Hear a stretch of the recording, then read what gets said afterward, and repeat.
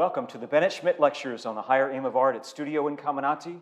My name is Dan Thompson. I'm the Dean of Studio Incamminati, and I would like to welcome all of you, either in person or virtually, for spending some time with us this evening for the first of a very special series of lectures at Studio Incamminati on the Higher Aim of Art.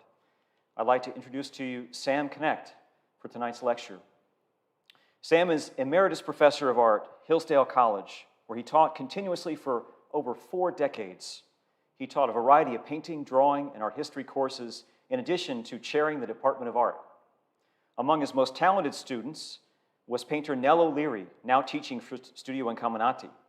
When Nell was a rising junior at Hillsdale College, Sam recommended she try the summer program offered at Studio Incamminati, and the rest is history. Elsewhere, Knecht taught at Kendall College of Art and Design, the School of Art at the University of Michigan, Ann Arbor, and Spring Arbor University. He initiated an observational drawing course in a program in Florence, Italy, and co-hosted by the Universities of Michigan and Wisconsin and Sarah Lawrence College. For inspiration, Knecht has looked to American artists dedicated to the great figurative and landscape traditions. His short list includes the work of Wyeth, Sargent, and Hopper. He works variously in oils, egg tempera, and watercolor himself. His portraits have earned awards in members-only competitions hosted by the Portrait Society of America. Examples include the first place in watercolor in 2009. He's also done official portraits of 2 Michigan Supreme Court justices, 2 university presidents, among other civic and/or business leaders. In addition, he has painted many non-commissioned character portraits. Sam painted landscapes on location long before plein air became popular. He has taken his equipment to wilderness regions of northern Michigan, Ontario, throughout the Midwest, and on many trips to Italy. In 2016, he was an artist in residence in Michigan's Porcupine Mountains Wilderness Park. Publications include articles in American Artist Magazine, American Artist Studios Magazine, and International Artist Magazine in 2010. Sam is married to Dr. Melissa Knecht, Professor of Music, Hillsdale College. They and their daughters Lydia and Catherine enjoy life in their 1860s Gothic revival home in Hillsdale, Michigan. Sam's website is www.knechtstudio.com, and I'll spell it for you. That's K-N-E-C-H-T studio.com. And we're delighted to welcome Sam in his discussion, which is going to be fascinating, called The Strange Case of Ernesta by Cecilia Beaux. Sam?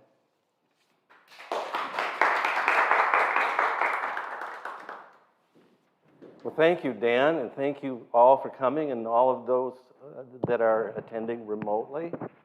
It's such a pleasure to be honored with the invitation to come and speak at Studio Incamminati. I have felt for many years that Incamminati is the gold standard for teaching the great skill and heritage of representational art.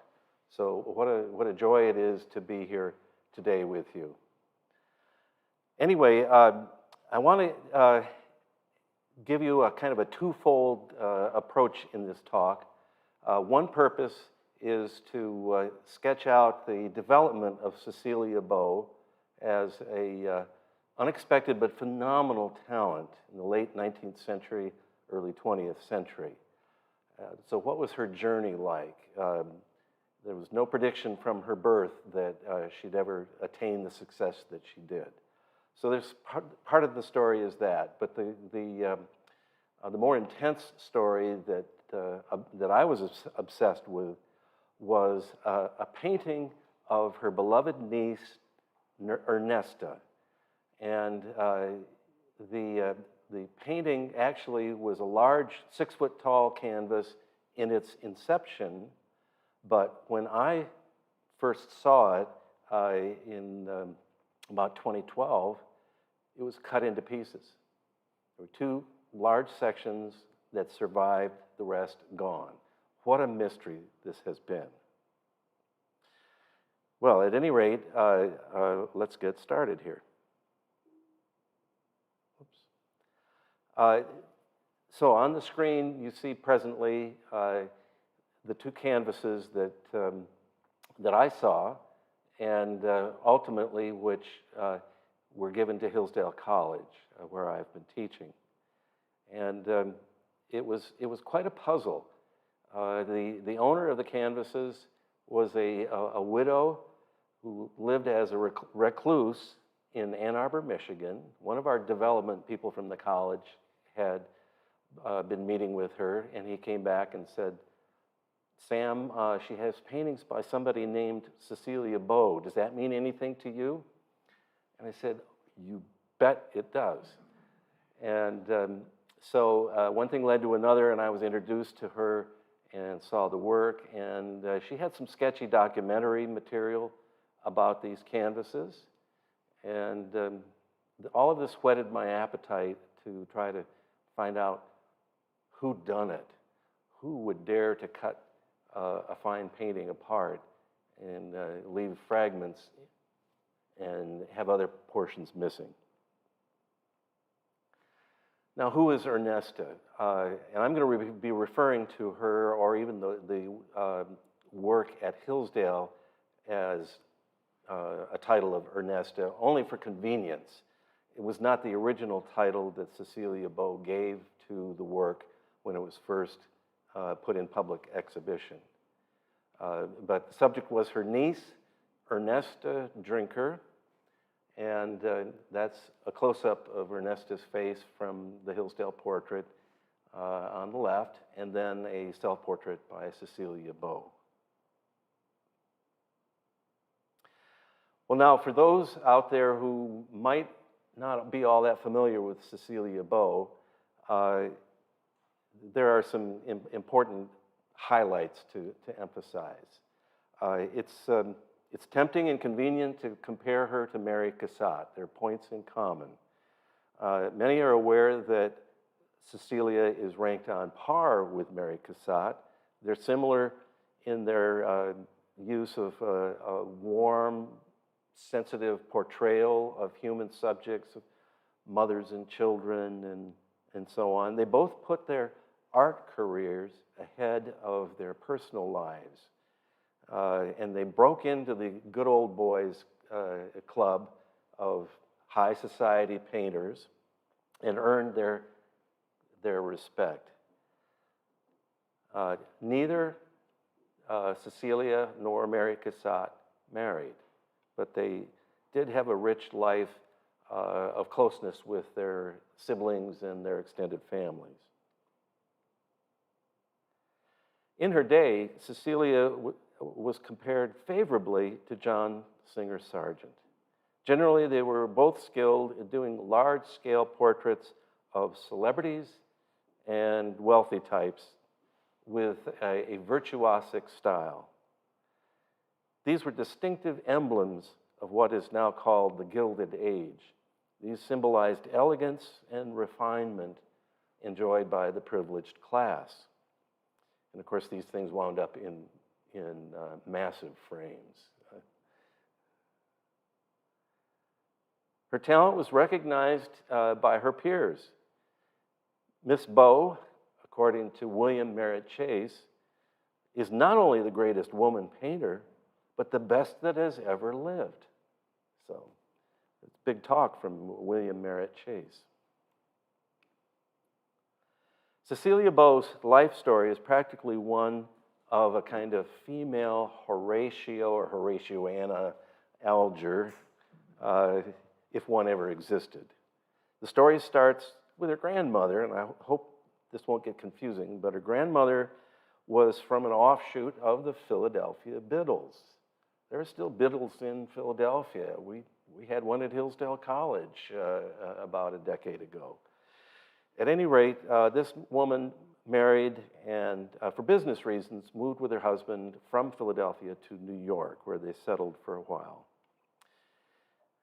That woman had a daughter who grew up, of course, fell in love with a Frenchman who was a silk merchant posted to the United States to peddle silk. So the grandmother and the Frenchman marry, and they unfortunately had a stillborn daughter. What a tragedy. And then they had two healthy girls that came into life a couple of years apart after that. But tragedy struck 12 days after Cecilia, the younger of the sisters, was born. Her mother died of an infection gained in the delivery of the child. So suddenly, these girls are without a mother. But to make matters worse, not long after this, their grief-stricken French father abandoned the young girls into the care of the grandmother. And he fled back to France. Came back to the States a few times, sporadically over the years. But Cecilia and her somewhat older sister, Etta, were left in the care of their mother's mother. Grandma and the girls moved back to Philadelphia to enjoy some help and survival from the Biddles. Members of the Biddle clan kindly helped out, made sure there was good lodging and the girls got into good schools and so on. And things really started to improve when the girls were of marriageable age, and Etta, who's a lovely lady, married well. She married an up-and-coming attorney by the name of Henry Drinker. No, that was his legitimate last name. He was not a drinker. Well, he was a drinker, but anyway, there is still a drinker at law firm in Philadelphia with branch offices sprinkled throughout the country. So she married well. Etta did. Well, Cecilia and her sister, before that, attended some finishing schools in Philly, and then showing some artistic talent, Cecilia started private art studies in a small art school for girls. And the art training there was deeply rooted in disciplined observational drawing. So here's an example of Cecilia's studies of, there's a mandible and more in that drawing. Now, this was happening in Philadelphia, and she became aware of the Pennsylvania Academy of Fine Art, which I hope you'll be okay. I'll refer to it going forward as PAFA. Okay. Your rival school across town. But again, Incamminati, gold standard. Anyway, Cecilia reported going to visit exhibits at PAFA and was thunderstruck by seeing Benjamin West's Death on a Pale Horse, huge canvas illustrating an apocalyptic vision in Revelations.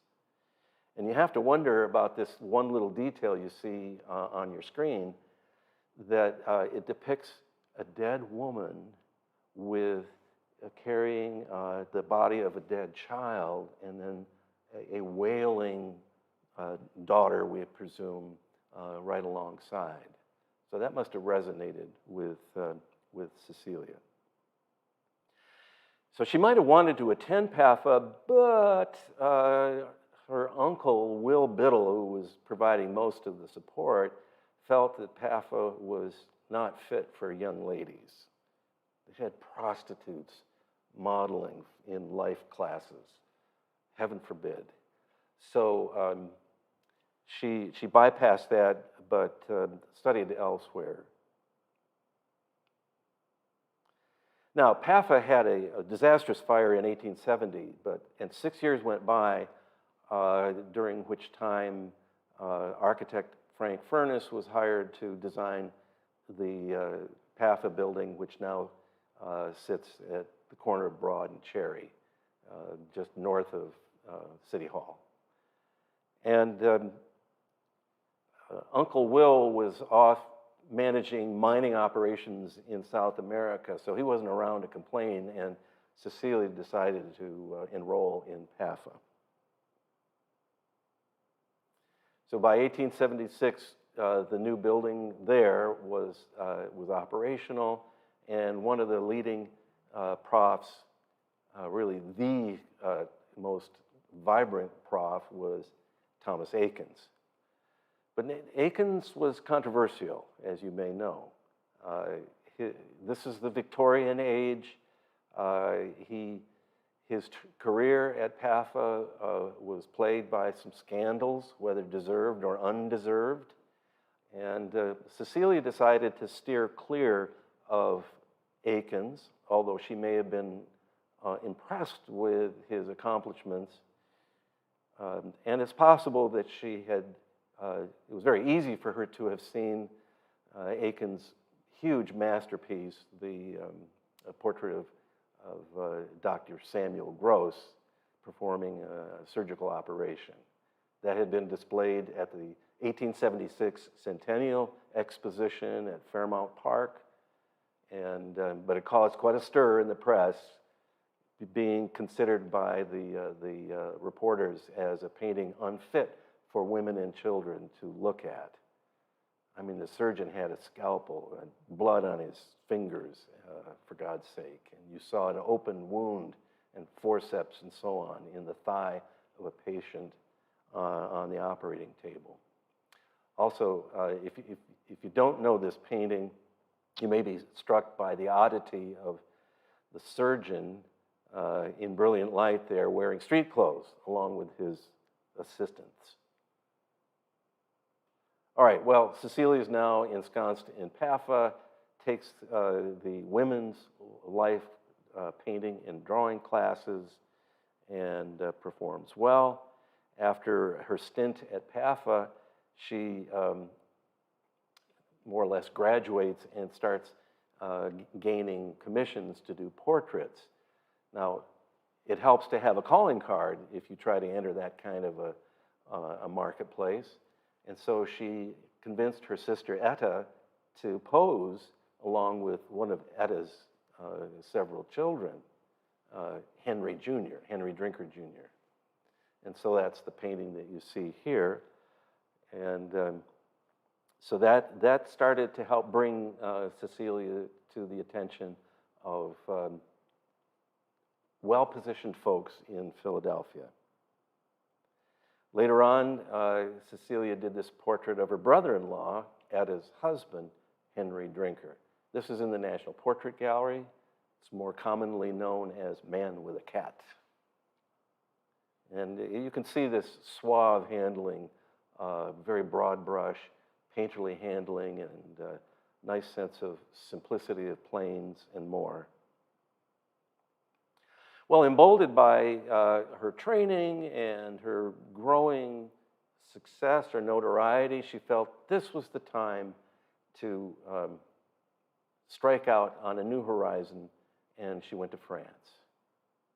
She had saved enough money and made the voyage, landed in Paris, took her portfolio, and was accepted in the school known as Académie Julian. And one of the principal profs that she worked with there was the celebrated William Adolphe Bouguereau, who took her seriously, and could say more about that.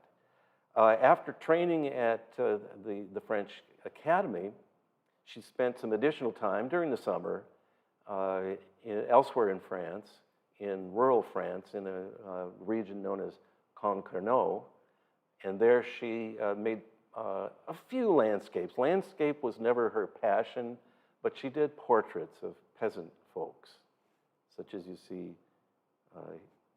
here. One of her seldom done landscapes also visible. And here are a couple I think that are quite engaging, and they suggest that even though she was never afraid of contrast, her palette, especially with the two heads in the one with bonnets, that her palette was starting to lighten, perhaps under the influence of Impressionist masters that she was seeing. Well, after her stint in France, she comes back to Philadelphia, sets up a new studio with a cousin who was also an accomplished painter, a female cousin, and they started taking on commissions. There's a photo of a rather proud-looking Cecilia in the upper right of the screen. Another shot of Cecilia in profile, looking very prim and proper, but on the right is her portrait in pastel of none other than Mrs. Charles Darwin. So she's starting to hook up with the upper crust, if she hadn't already. And they didn't forget about her at PAFA. She was riding high. She became the first woman ever to be hired to teach at PAFA. She was put on jury committees at the Pennsylvania Academy and also the National Academy in New York City, where she'd been given full membership in that organization in 1895 when she was just 40 years old. Not bad. And here's a glimpse of her portrait around 1902, of Theodore Roosevelt's wife, Edith, I think it was Edith, and their daughter, Ethel. So she's really breaking into a higher echelon of clientele. Teddy Roosevelt managed to sit for a charcoal sketch, but the job of doing his official portrait fell to a man, of course, John Singer Sargent. All right, but she continued with a string of commissioned portraits. I love this one, Marion Riley, the Dean of Bryn Mawr College, which I think has a nice gesture, turning her shoulder toward the viewer, and very nice management of a key light and reflected light. But now we get to the mystery of Ernesta and these canvases that were cut apart. As I mentioned earlier, I had taught at Hillsdale College for many, many years. Nice school, fine school, well-heeled, but a fledgling art collection. So part of my mission as department chair was to try to build a collection of as important a work as we could manage to acquire. And I had been introduced to that widow that I mentioned earlier, and began visiting her on my own, arranging periodically to visit her as she lived as a recluse in her little apartment in Ann Arbor. I'd bring her grocery store flowers, bottles of Verner's ginger ale, which is a Michigan thing, and she loved that because she was a Michigan gal. And she was a notable woman in her own right. She was the first female accepted into the University of Michigan's engineering program back in the, I think, the 1950s, and survived all of that. She happened to marry well, and her husband was a plastic surgeon. And I remember seeing that the woman, Annie Natvig, that she and her husband were fond of buying portrait paintings. They had one which I'm pretty sure was a fake, but it was labeled with a tag suggesting it was a Sargent. Probably not. But they had a very unique and fine collection. And when it came to the Cecilia Beaux paintings, I was fascinated to learn that she had old black and white 8x10 photographic prints that traced the changes that had been made in this painting of Ernesta, which in its first state, as you see here, has a fulsome space. Ernesta sitting on a little chair. It's kind of spindly looking for all that figure resting on that little chair. But it's an interior, very shadowy, and you see a figure in the background, and a curtain, and a chest of drawers, and light filtering from the background toward the front space.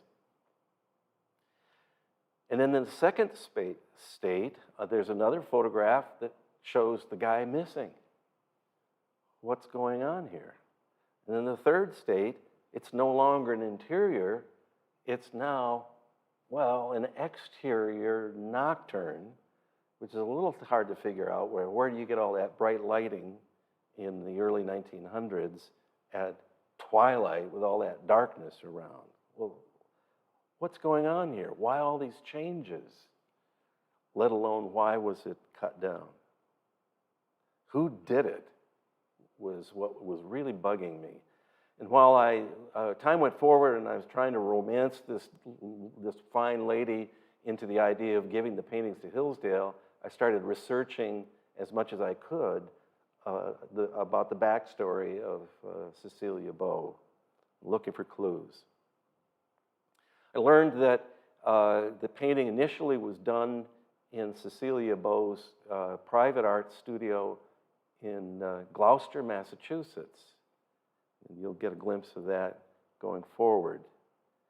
Now, what I've done here is to Photoshop the surviving two canvases against the original photo of the painting, which of course appears in black and white. The owner, Anne Natvig, only knew that Ernesta herself had sold the reduced paintings to a Boston dealer in 1970. In turn, he sold them to the Natvig couple when Anne's husband was still alive, about 5 years later. There's no question of forgery. In fact, I think we'll have a better close-up later on, but just beneath the shoes in the lower left canvas is Cecilia's signature. All right, I did a lot of research, a lot of reading. Cecilia, who was rather self-important in an endearing way, wrote an autobiography, which she published in 1930 in mature middle age. And ironically, she titled the biography, or the autobiography, Background with Figures. And for me, that's ironic because her painting of Ernesta started out with a figure and then she eliminated it from the background. Anyway, there's a fine book by an art historian named Alice Carter, which you see pictured here, which is found invaluable in learning about Beaux' career.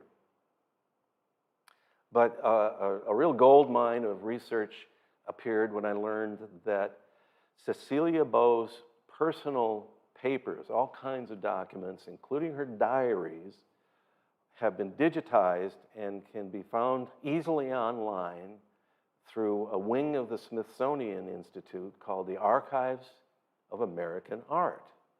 All manner of important American artists have their documents archived that way. What a great service that is to American culture. And so I learned that Cecilia Beaux had many, many years' worth of diary entries which were typed, hammered out on a manual typewriter. Why would she do that? Well, the reason most likely is that somewhere in early adulthood she began to experience some discomfort in her right hand, and that was her painting hand. And so I think it gave her some relief from not stressing that hand so much to type.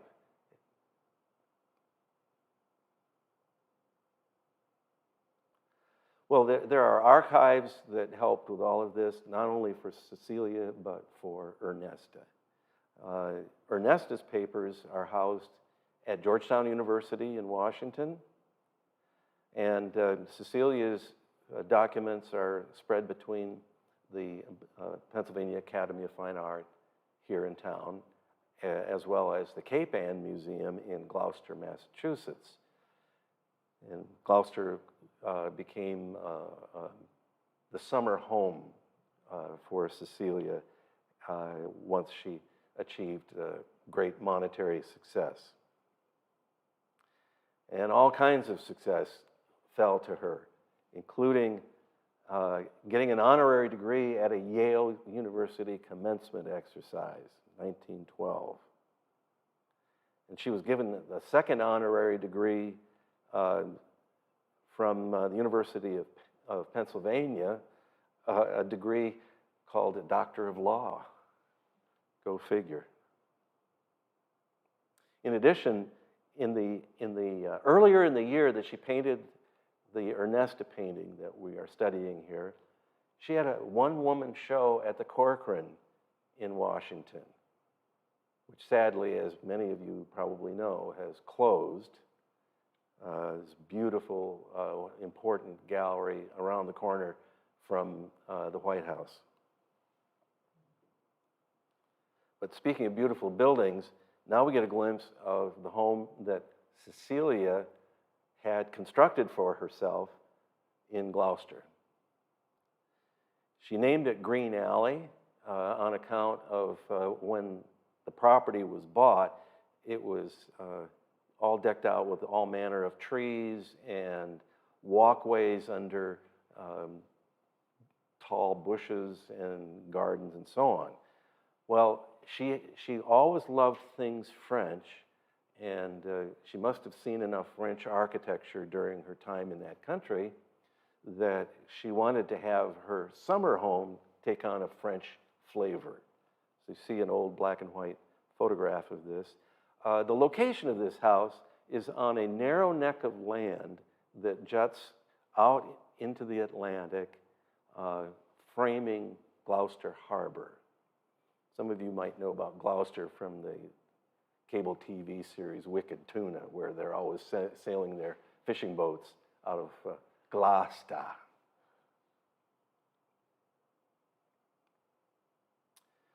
The larger shot here in color is a glimpse of Green Alley. Not so green right now because it was wintertime a few years ago when I was able to get a hold of that photograph. This is the face that faces toward Gloucester Harbor. But I got special permission this past summer to visit Green Alley. The present owners, I had nominal contact with them, and they agreed, the private ownership, they agreed to let my wife and two daughters and I visit Green Alley and spend about an hour there walking around with them and seeing the beauty of the place. Not bad for an artist back in 1906 or whenever Green Alley was put up. It's another view, a lot of beautiful landscaping, floral gardens, and so on.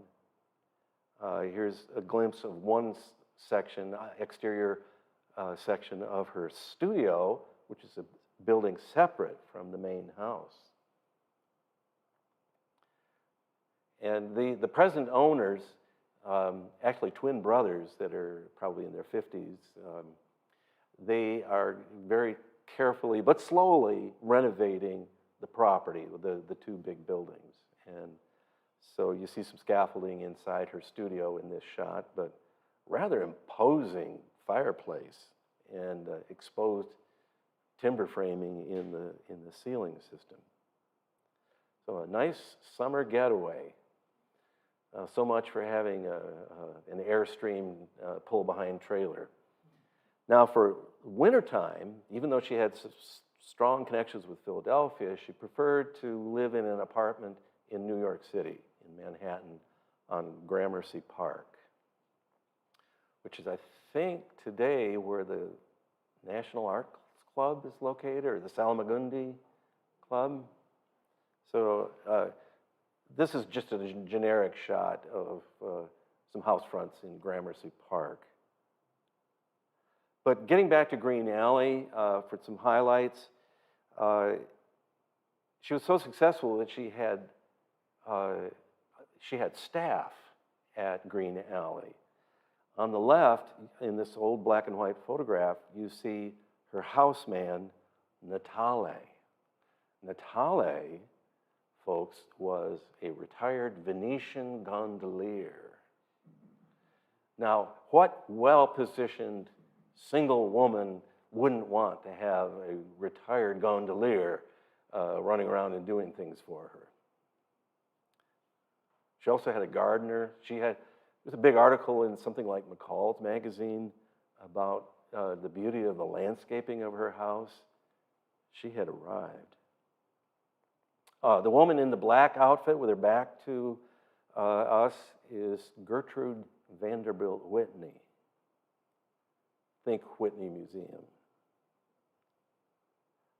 In one corner of the lot, she had a 3-arch loggia constructed. And you see a shot of that yet today. And an old photograph of the maid in the archway. So she had a gardener, a gondolier, and a housemaid. And loved to socialize. Here's an existing photograph where Cecilia is seated in a Windsor chair, and to the left of her on the screen is a young, standing Franklin Delano Roosevelt. The fellow off to the right is a wonderful professor of economics from Harvard University, Piet Andrews, who himself made so much money teaching economics at Harvard that he put up a huge mansion just down the road from Cecilia's green alley. And there was a lot of socializing, party giving. These wealthy neighbors would sometimes get together and have soirees and enact little dramatic happenings. There's Cecilia, second from the left. And she loved the company of men, even though she didn't marry. A young artist named Thornton Oakley, who had been a student of Howard Pyle, was a frequent guest.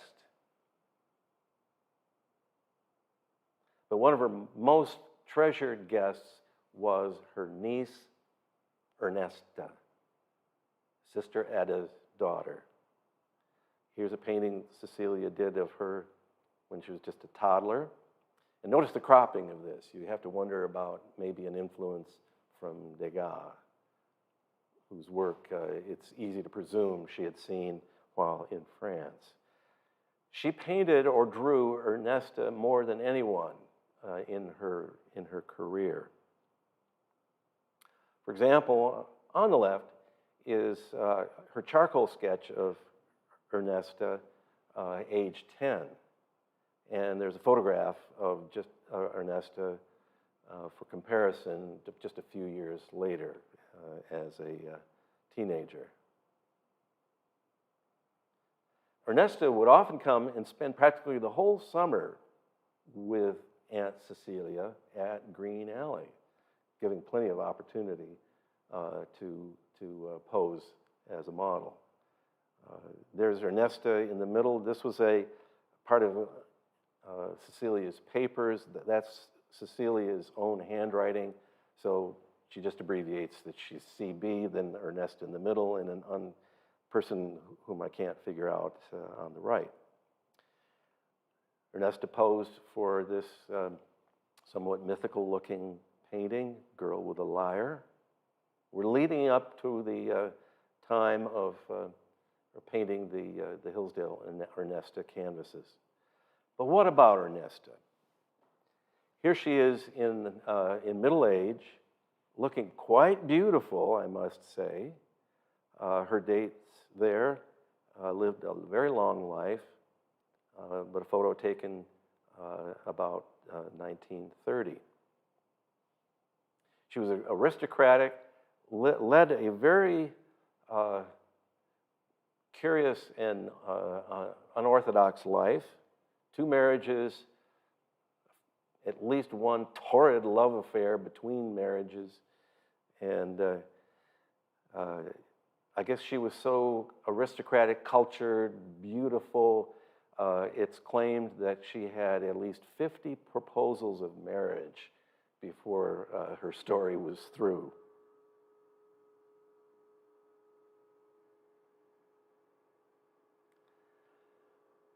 Well, Ernesta kept her own diary in her own handwriting, and I was able to read that at Georgetown, and here is her commenting on her own good looks. And I quote, "There was never any attempt to conceal the fact that I had beauty any more than one would have hidden from others the truth that the flowers in the garden were lovely. It was a gift from the gods who had made my Provençal ancestors beautiful men." So even though Ernesta really did not know her grandfather, the Frenchman Beaux, nevertheless, I guess she thought it was convenient at the least to cite her connection, her gene pool, as being French. All right, well, back to Cecilia's diaries. I finally struck pay dirt when we came across the section where she said in October 3rd of 1912 that E sat down, that's short for Ernesta, wrapped in the curtain on a low chair. Wonderful. And I was at once fired with it, had no canvas wide enough, and had to stop and wait, and after lunch, telephoned Hatfield for it. I think it was our own Dan Thompson here who told me that Hatfield was the name of the art supplier in nearby Rockport. Is that right, Dan? Sounds about right, yeah. Dan says it sounds about right. I can tell you for sure the National Arts Club is the one you were thinking of before. Oh, okay. Yeah. Well, at any rate, here we go with a close-up. Little by little, fragmentary notations in the diaries emerged, talking about the progress of this painting. And recalling those episodes decades later, Ernesta, in a letter, described the challenges that Cecilia had faced with the drapery choice. Primarily, her aunt, she wanted to paint the purple and gold curtain in which I was wrapped each day. This was not a dress. It was just curtain fabric that they took a hold of. The great difficulty lay in getting the folds of the brocade to look somewhat the same each day. Occasionally, it was so impossible, no painting at all was done. Excuse me. Cecilia's portraits typically display suave handling of fabric. It should be no wonder, since Amelia's French father was in the silk business. Just the same, it should be noted that he was an absentee parent who rarely visited his daughters in America after the death of his wife. So some of the love of cloth was probably more attributed to the grandmother, who taught Cecilia as a young girl how to sew and was a stern taskmaster or mistress, I might say. If she didn't do a seam right, Grandma would make her pull it out and redo it.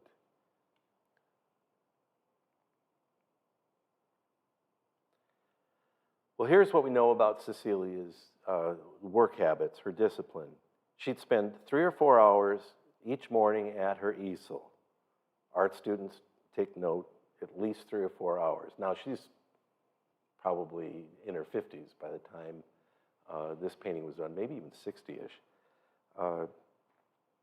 Unless invited, no one should come in and disturb the work with the model. However, sometimes one of Ernesta's friends might be allowed to come in and read aloud to the model. We suppose it kept the young woman alert while sparing Cecilia the distraction of small talk. And what would be read? Well, we know from the diaries that one of the books being read and probably discussed was something called The Egoist by author George Meredith, who the plot pretty much surrounds the problems of women who feel straitjacketed by husbands or suitors intent upon furthering themselves in business and caring very little for a balanced relationship. Now, it seems likely that Ernesta and Cecilia might also have discussed ongoing news about the women's suffrage movement that was in full force by 1912, again, the year that the Ernesta painting was produced. At least one uninvited guest came when Piet Andrews burst in one day to explain that Teddy Roosevelt had been shot. He'd been on the campaign trail as an independent candidate that year, and while delivering a speech, somebody shot him in the chest. Fortunately, he survived because the bullet hit a sheaf of papers in his breast pocket, and that blunted the force of the bullet, and he went on talking for another 2 hours. So here we have some context for the story of the Ernesta painting. By November 9th, after 5 weeks of work, the painting was finished. Ernesta departed, presumably to rejoin her parents in Pennsylvania. And now Cecilia, perhaps a little more alone feeling, could relax and enjoy the comfort of the living room in the big house at Green Alley. An old photo, and then a photo taken just this past summer.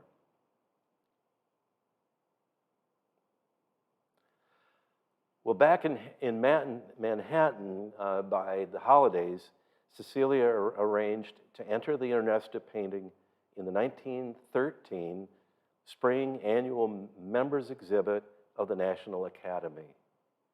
It was freshly varnished and framed, and the painting was installed. In those years, the National Academy was housed in a grand building on the Upper East Side of Manhattan, but exhibited in the Art Students League on West 57th Street. Cecilia's painting was hung in its Vanderbilt Gallery in the renowned so-called place of honor at the head of the main stairs. And again, I have to thank Dan Thompson for enlightening me about what it meant to be in the place of honor, in that location at the head of stairs. As you walked up, bam, it would you couldn't ignore it. It was high tribute to her by her peers.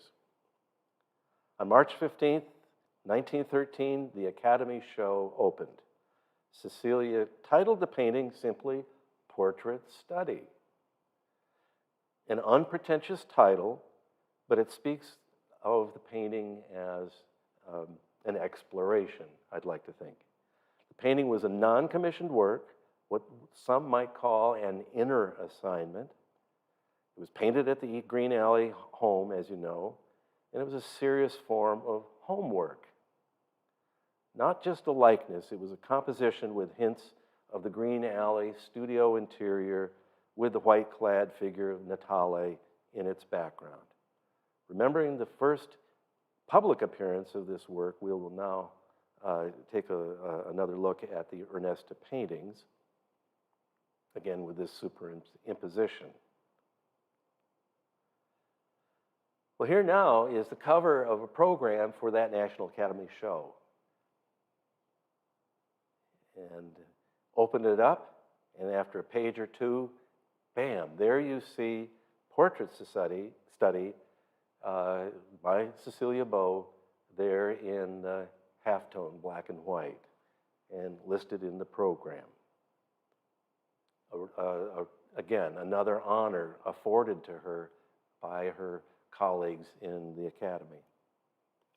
What's more is the painting was written up in all of the New York City newspapers, most notably the New York Times.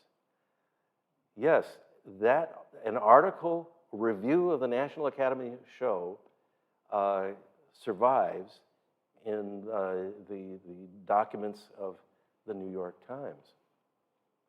And here is a partial mention of the Cecilia Beaux painting. In the place of honor, in the Vanderbilt Gallery, hangs a figure painting by Cecilia Beaux, an orchidean color scheme of purple and brazen yellow, a blue and yellow headdress surmounting or rather swathing her small head, her extremely pretty feet in silken white. The brush has had its say in very few words, but they are precisely the right ones. And this is early in the review, by the way. It's not an addendum. He goes on to say, and there are the feet, witty and pretty and perfectly expressed, with that old delicacy and lightness of statement practiced by the artist when she was painting the Gilder children dancing. Miss Beaux has done work in which her public must take pride, both deep and sincere. Not bad. The reviewer went on to weave in a few lines of critique, though, that implied that while Beau's audience was accustomed to seeing unquestioned masterpieces by the painter, but there were portions of this work that ought to be reconsidered. He wrote, "There is still something to do with the portrait, and it will emerge worthy of the brilliant talent dedicated to it." So, not exactly A+ praise. New York Tribune also did a write-up on the show with many lines praising Cecilia's work. I'm not going to drag you through all of that, but there were, I think, perhaps 6 or 7 different press clippings in Cecilia's papers. She was really brilliant. If she was mentioned, she had a clipping service that would find things, and she probably paid to, have them clip them and send them to her. So those are all in her archives. But this one I think we have to deal with. This is great fun. Sometime about a year later than the National Academy show, the Academy held a student lighthearted caricature show. And one student concocted a lampooned portrait study with a nod to the now infamous Marcel Duchamp painting, Nude Descending a Staircase. So I have the student mock-up on the left and the Duchamp Nude Descending a Staircase on the right. The student had clipped the newsprint image of Ernesta, placed it over a photo of a side view of a banister, and cut a slit in the paper, and with attached strings, you could move this cut-out paper doll figure of Ernesta up and down the staircase ramp. It's pretty cute. And not only that, but this puckish student identified the artist as Cecilia Beaux.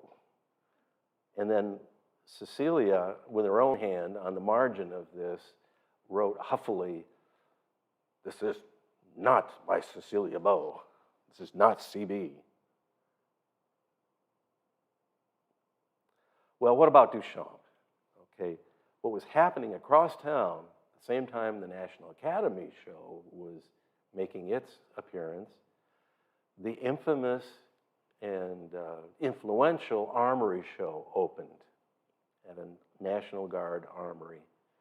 And that was the show that really rocked the art world in the United States, because it brought in European modernism, Van Gogh, Duchamp, Brancusi, and more, and presented it to American audiences. And many of you probably know about how seminal that was in American history. It was like the lines were drawn then between purely observation-oriented representational artists on the one hand, and those that wish to be in the avant-garde and experimental with their approaches. And let's say tradition be damned. It was like a death knell to the Gilded Age. Well, anyway, back to the Ernesta painting, with praise but also chiding from the art critics and even whimsical teasing from an impudent art student. What was Cecilia to do? Leave things alone or go back to work on portrait study? Well, she went back to work, but she also decided, well, I'll just do a fresh painting of Ernesta, which you see here. And the Metropolitan liked it, so much so that they paid $3,000 for it in 1914. You know, accounting for inflation, that would be over $72,000 in today's money. But again, back to the first state, there's Natale. Sometime in the next 4 years, she goes back to work on it and eliminates the figure in the background. Doesn't touch the figure, doesn't touch the chair. These are from unaltered, unfaked photos. And then by 1917, now we're outside at twilight, like I suggested earlier, and it's retitled too. It's called On the Terrace. Now, the painting went in and out of exhibits thereafter for decades. So what we have here, since I mentioned On the Terrace, well, Green Alley has a lovely terrace with a great view of the harbor. An old photo on the left and a current photo with beautiful landscaping and an unbroken view of the harbor and the boat traffic. Well, fast forward to 1927, Cecilia began writing her autobiography, which she titled, as I said, Background with Figures. It was published 3 years later, and On the Terrace was actually reproduced in that book. Our college library has a copy of that, and it was one of maybe no more than about 16 black and white plates in her autobiography. So if it's going to be in her autobiography toward the end of her life, odds are it's still intact.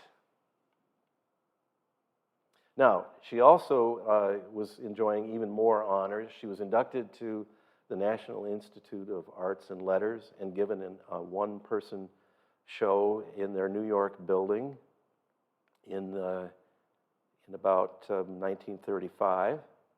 And On the Terrace was included in that show and listed in the catalog. So where do we go from there? What was the fate of this painting in the ensuing years?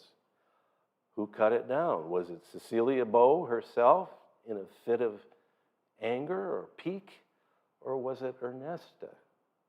We did learn that the painting was bequeathed to Ernesta. And to fact check that, somehow my path led to contacting the New York City Office of Probate. And the probate office very kindly emailed me a scan of Cecilia Beaux' will, something like 12 pages worth of information. And on this one page, there's a listing of what she bequeaths to her niece, Ernesta Drinker. By then, she's on her second marriage, Ernesta Drinker Barlow. And down in the list here, or in item number 2, Portrait on the Terrace. Okay, so the painting, we can assume, is intact when Cecilia passes away and Ernesta gets her hands on it. Well, again, let's flesh out Ernesta's story a little bit more, her ups and downs. A couple more glimpses of her as this elegant lady with the bobbed hair and so on. On the left is husband number one, William Bullitt, who was actually in the delegation that President Woodrow Wilson sent to Paris to work out the Treaty of Versailles when the Allies beat the Germans at the end of World War I. And William Bullitt could speak Russian. Apparently, he was going to have to be the one to handle Lenin, the Bolshevik leader of Russia, in his involvement with the Treaty of Paris. Now, I want to just do a little aside here because it was fascinating to read Ernesta's diaries, in which she mentions that she and Billy, William, went to a dinner, and she was seated next to a very short Englishman, and who was very talkative. Once she plied him with some comments about the Middle Ages and so on. And when the party broke up and the guests left, Ernesta was left with a few of her closer friends there and her husband. And she said, well, who was that Englishman? And the others just laughed and said, Ernesta, that was Lawrence of Arabia. So anyway, this was a crowd she was running with at that time. But things went sour with husband William Bullitt. She divorces him. As time goes forward, in the 20s, maybe the 30s as well, she's single, and she decides to make ends meet by doing interior design work for her wealthy friends. And in that, but eventually, she hooks up with husband number two by the 40s and 50s. His name was Samuel Barlow, who was a well-off composer in New York. Obviously, a name that I doubt anyone in our audience would recognize, but I think he had more position than talent, but he had money. But what about in between? Well, one of her lovers was artist Rockwell Kent, a brilliant engraver. I don't think I should have gotten privileges to show shots of his love letters that Ernesta kept that are in her papers at Georgetown. They're pretty steamy. And, he was signing them with my dearest, and we'll be a great partnership. We'll be architects together or something like that. And it was very suggestive, the language that I read in his letters to her.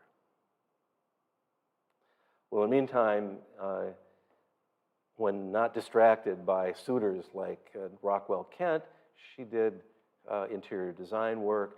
Here's a room she designed for some wealthy client in Dayton, Ohio, of all things. You could see that this old school sense of elegance and opulence was very much on her mind.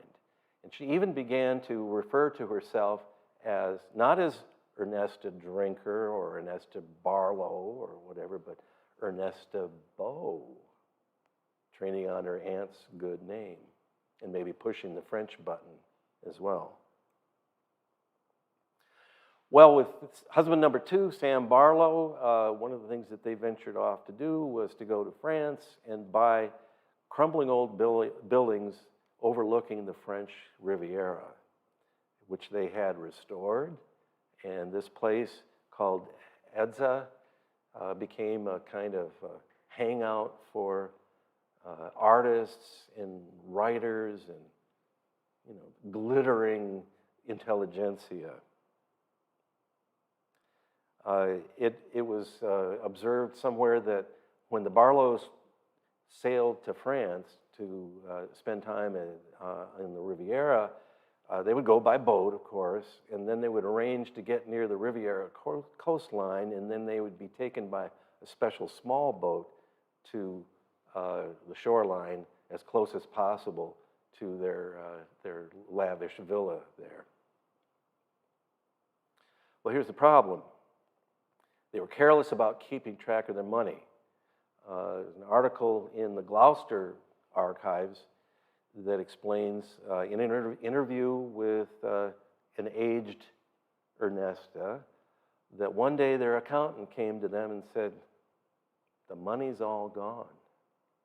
They had been spending away the principal of their investments without paying attention to that.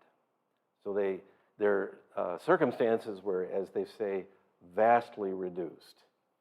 And so they lived in a small apartment. She still tried to do some interior design work, but I read that she even bought blank wooden trays and then gold-leafed them and sold them to her friends. I saw dress patterns in her archives that suggested that maybe she learned how to sew and was making some of her own clothing in old age. Now, Cecilia had bequeathed Green Alley to Ernesta's brother, Henry Drinker Jr., the little boy in the painting of Etta and the little boy. But he allowed the couple to live in the studio as the years of the late 1940s and 50s went forward. So can you make out that framed little area there? That shows Ernesta on one of the side patio porches of Green Alley.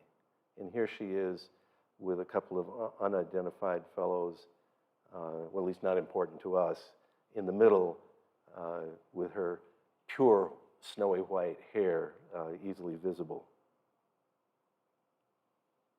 Now, while hanging out at Green Alley, she took advantage, privileged advantage of using the house stationery. So what we have here is a letter that she wrote to a Murray Bromson in I think New York, who was a bookseller and a collector, and she's basically saying, "I'm delighted to have you buy this painting, which she thought she had posed for in 1914, but that was an incorrect recollection if we look at Cecilia's diaries about that." Now later on, Bromson decides to have the picture, or maybe pictures by this time, evaluated by an art restorer. And the art restorer writes back to Bromson here, and these two letters were in the documents that I was able to study at Mrs. Natvig's apartment during my visits.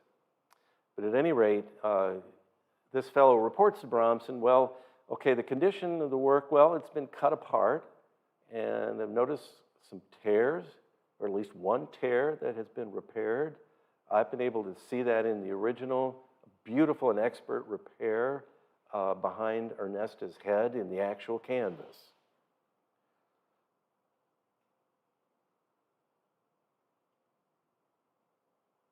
Now, this is another letter to the bookseller, Bromson, written by a registrar at PAFA, who mentioned in about 1974 that they were considering mounting a solo exhibit of Beaux' work, and they were thinking about maybe including the Ernesta painting.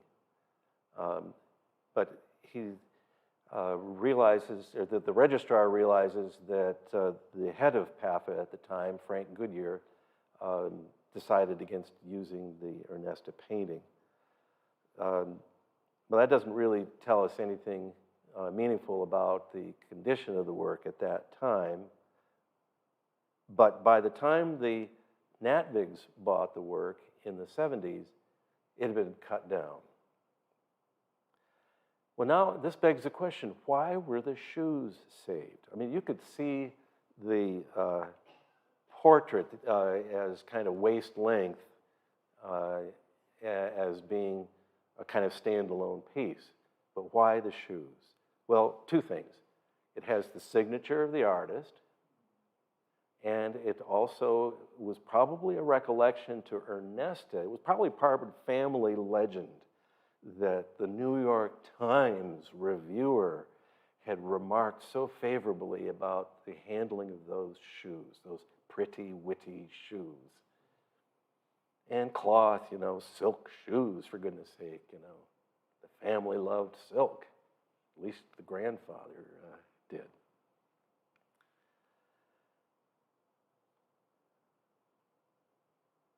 So I say circumstantial evidence points to Ernesta being the one who had the painting cut down.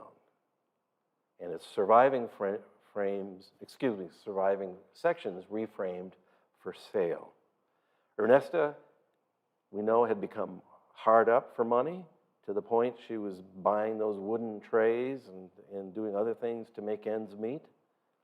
And among her papers, like I said, there were these dress patterns. Why would you save dress patterns? But at any rate, you can imagine that with changing of tastes and time, that it would be harder to sell a painting that's 6 feet tall. And you know, how many people have Manhattan apartments that have 12, 15-foot ceilings and so on? So there might have been a sales incentive that had these cut down. I think equally possible was damage to the painting in other sections that are now missing. Perhaps careless handling, taking it from one place to another. It's not hard to cut a rip through a canvas, a linen canvas. But it's very hard to repair it so that it shows no trace of repair. It's very expensive.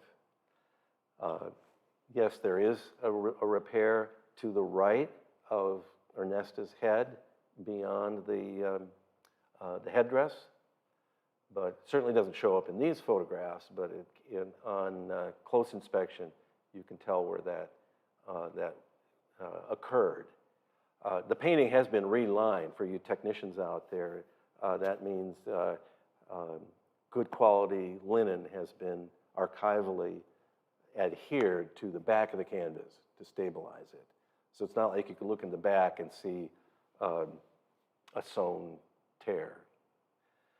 But at any rate, I think that Ernesta just had to peddle it, and that accounted for its fate going forward. So eventually by 2015, Mrs. Natvig donated these works to Hillsdale College, and I was extremely pleased about it. We do happen to have a majority of our art majors that are women. I think it's very important for them to have important role models. It's not the only work in our small collection that is by a woman artist, but it's certainly the most notable one. In fact, part of what I assigned myself to do on this whole project was to get an updated appraisal of the value of these canvases. I initially went to an estate outfit in Detroit, Michigan, which does all the big money estates.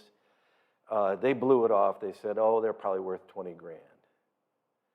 Well, I learned eventually that IRS will question an appraisal of a piece of art if it's valued by an appraiser for more than 20 grand. So I think this was just take care of this project, blow it off by saying it's worth 20 grand. Well, I took it to another appraiser who did about a year's worth of research with Christie's and Sotheby's. They looked at the market for Cecilia Beaux paintings, and they came back with a conservative estimated value of $450,000, which I thought was probably more correct. But Annie Natvig gave these to Hillsdale, where they are the centerpiece of our collection. And that brings me to wonder, what lessons should we take from this story of Cecilia Beaux and Ernesta? Well, among other things, like Cecilia, we should listen to the criticism of the well-qualified. It's safe to assume Cecilia read those critics' views and resolved to improve portrait study. 2, don't be afraid to alter work when it honestly needs it. Elsewhere, expect and endure occasional episodes of misgiving and redirection. For all the confidence of her technique, Cecilia had some doubts sometimes, and she learned to work past it. Now, for the owners of a work like this, I feel owners, collectors bear a responsibility to protect the work from injury.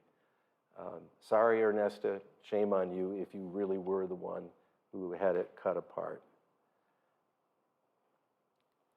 As artists, we should continue to do work that is non-commissioned, to pursue our inner assignments. Free from constraints in the tastes for ill or not of a client, we should assign our own challenges to master. The Ernesta paintings may or may not be among Cecilia Beaux' best works, but they represent her best efforts. Finally, artists need community, whether friends, colleagues, family, or Studio Incamminati. Cecilia may have lived in an elegant world, consciously shielded from commoners, but she genuinely adored her circle, and she frolicked with them and drew inspiration from them. So she played the hands she was dealt.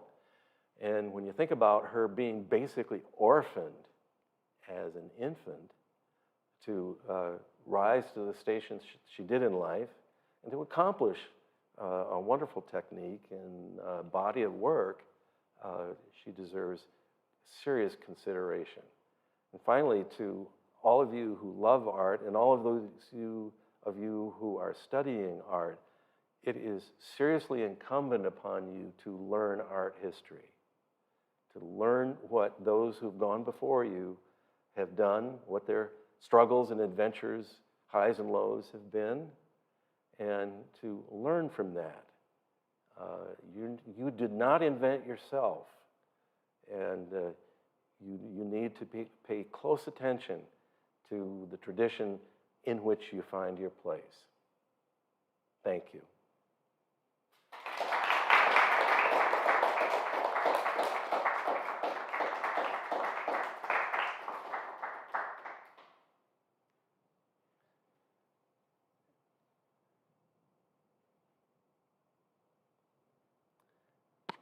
And now I think we're going to take some questions. I'm just pausing to make sure the technicals are falling into place. Can you hear me? Sam, I have a question myself, if I may. Yes. Since I'm holding the mic. What a remarkable presentation. And I want to applaud you, first of all, for that, because it's so interesting and I think so meritorious to have gone into the archives and looked and learned from the archives. But I know that you tried hard to bring the actual works here. You tried to bring the original pieces, and I've seen them and they're beautiful. But my question is, as the choreographer of this presentation, what would you have hoped us to get from the original pieces above and beyond the obvious? What would you have hoped we learned from seeing them in the original state? Yeah, I guess my presentation has a history and a story, a narrative but when you look at these paintings in the flesh, there is a fluidity of technique, a grace in the touch. They're not overworked. The treatment of the hands is marvelous. There's nothing finicky going on in this. It's not like some amateur that's striving to get every little fingernail easily readable and so on. They're very optical in a way that I think Sargent's work was optical. You just drive the best you can to put down what the eye sees. Of course, Sargent was accused of being, non-judgmental, non-editorial, whatever, which is kind of unfair. But they're just brilliantly executed. And, there are qualities that the painters would appreciate: the thick and thin glazes in the dark background, robustly rich but fluent impasto in the areas of form and in the light, and a translucence in the skin of her face, and soft edges too. The sense of a figure enveloped in an atmosphere of space. You know the language on this, folks. The management of light and dark and edges is really superb. Now, as far as I did make efforts to try and bring these here to Philadelphia, but the college money handlers were a little reluctant. They felt it was just a little too much of a risk, particularly because I'm not employed by the college anymore. So, would the insurance policy entrust someone who is not an employee of the college to manage the care and custody and control of the paintings for just a one evening lecture? So, sorry about that. Thank you. Oh, hey, yeah, we need to use the mic. First of all, that if you had brought the paintings, it could have been the next chapter in the, if you'd absconded to France with them, say. At any rate. Yeah. You were talking about her diaries? Yes. And how could somebody, you say it's online, that we could, how would you go about? Yeah, you just go to Google the Smithsonian Institute, and maybe even go directly to the Archives of American Art.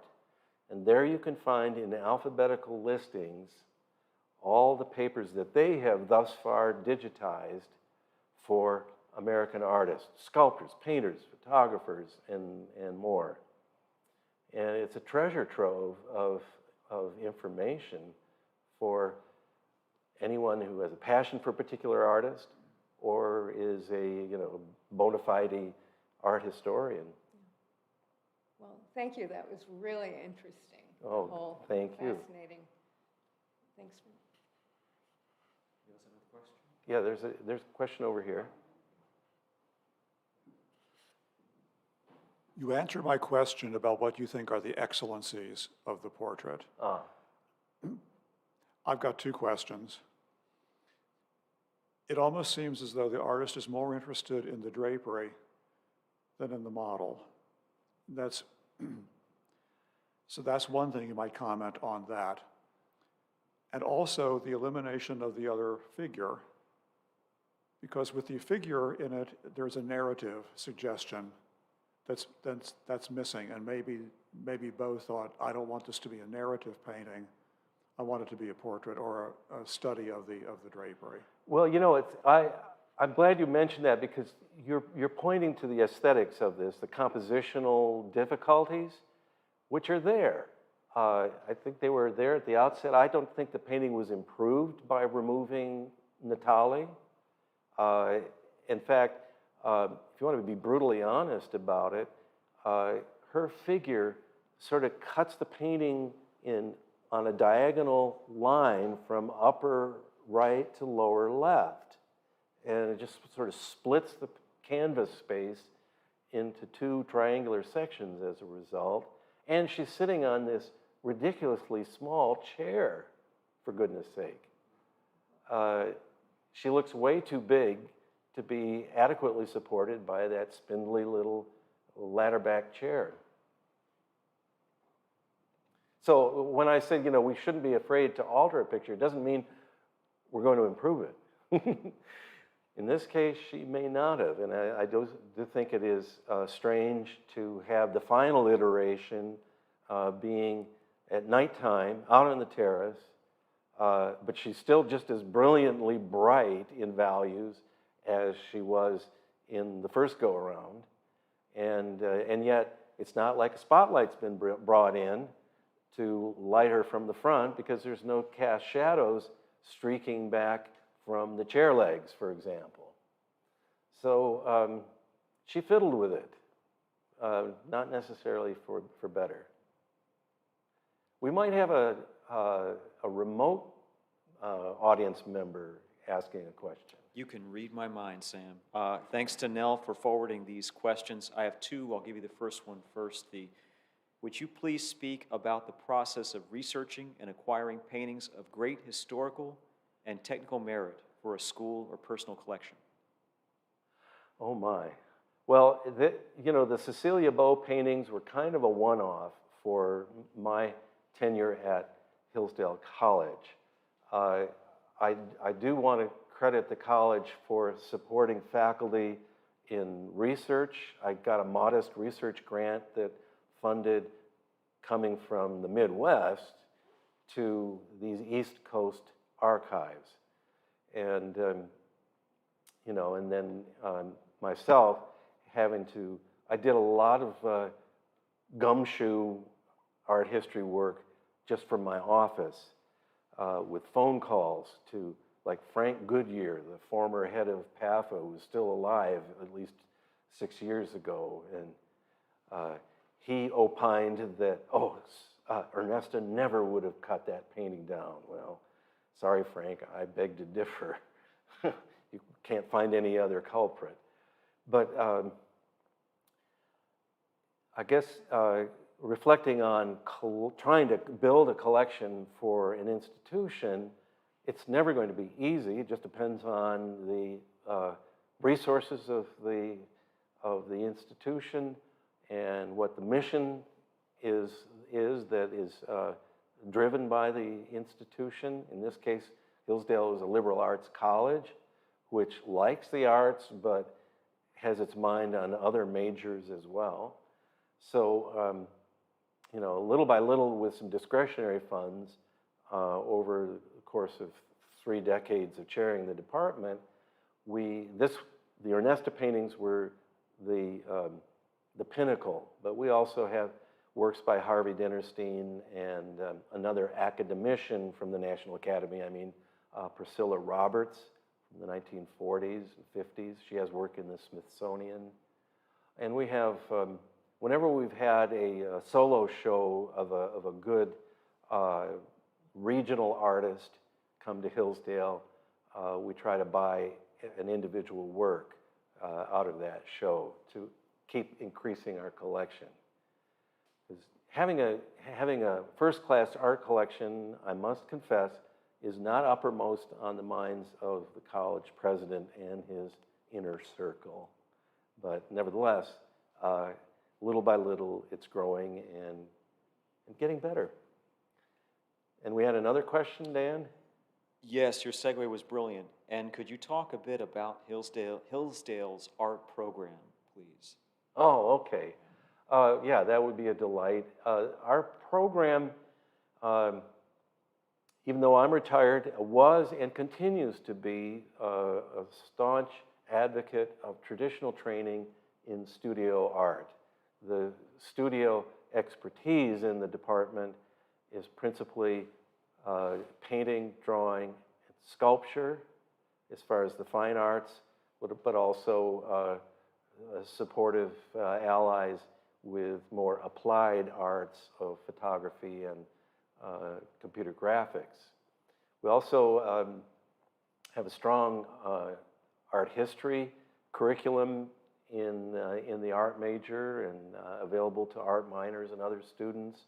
It was always my passion that we should have a really strong balance between 2D, 3D, and art history. And so we graduate about, on average, 12 art majors each year out of a graduating total class of 300 or so. Total enrollment at Hillsdale is presently about 1,500. It's been growing a fair amount lately. But the art major, now it is a liberal arts college, so anyone who would consider seriously attending Hillsdale for art has to realize that there's a limit on what you can take in a major in a liberal arts college. And it might be only about 30 or 40% of the curriculum that you have to take overall. And that's sometimes a little frustrating for us in the art department and for students as well.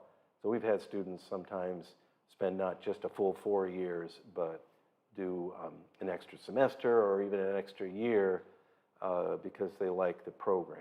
But it's one of the few programs around the country, as I can tell, that is allied to traditional training in studio.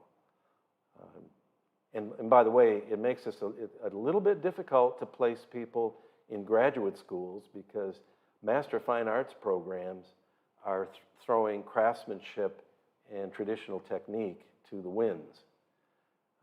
There's just a small number, and that's why when I learned about Studio Incamminati, as I did maybe 10 or 15 years ago, I thought this is a place to keep an eye on. And it could be a future home for some of our best and brightest. And Nellie O'Leary is a good example of that. I thank you for that, and I want to thank everyone who joined us virtually this evening for supporting the Studio Incamminati creative community. Please keep an eye out for our upcoming lectures. We have some coming up having to do with our panel discussion related to demonstrations, and we have another special guest coming in November, so keep an eye on your email account. And also the format. We may do some in YouTube, we may do some on Zoom, but we look forward to the next interaction that we all have, and thanks again for being a part of tonight's ceremonies.